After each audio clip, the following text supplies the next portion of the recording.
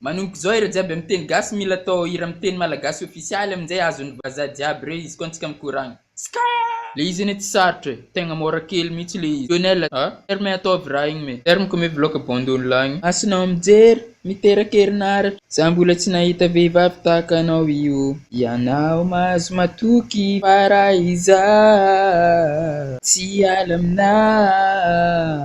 Ary ravy amiko, mahay matanjaka foana enao ary mahalala. Ravy amiko foane, na mijaly aho tsy avelako ampy raha fienao. Na inona tenin'olona tsy ahoako, fa izaho sy anao ihany no miaraka manendrika. Ianao ianao tsy ambelako.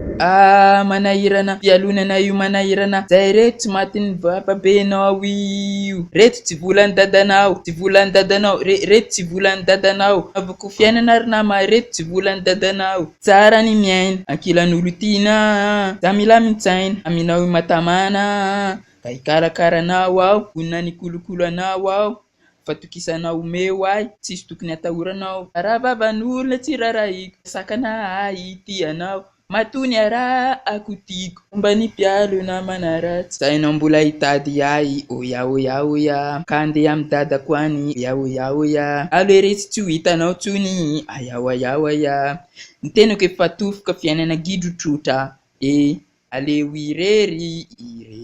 irery. Azafady nao efa mifangaro laingalenga le retsy. Aiko misy fitiana aminao andry malalaka najaiko ny kolokoloko ry malala ny karakaraiko. Tsy nety taminao mihitsy angamby izany ry malala. Mba nezaka ihany aho ny tsy naditra taminao, fa izy tsy vona ry neny.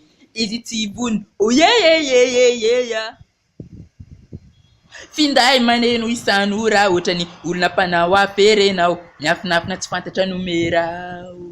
Finday maneno isan'ora ohatrany olona mpanao afera anao, miafinafina tsy fantatra numerao. Ambola tia vady enao tiako, amaka ihahy afiko. Iala aminao tsy vonona.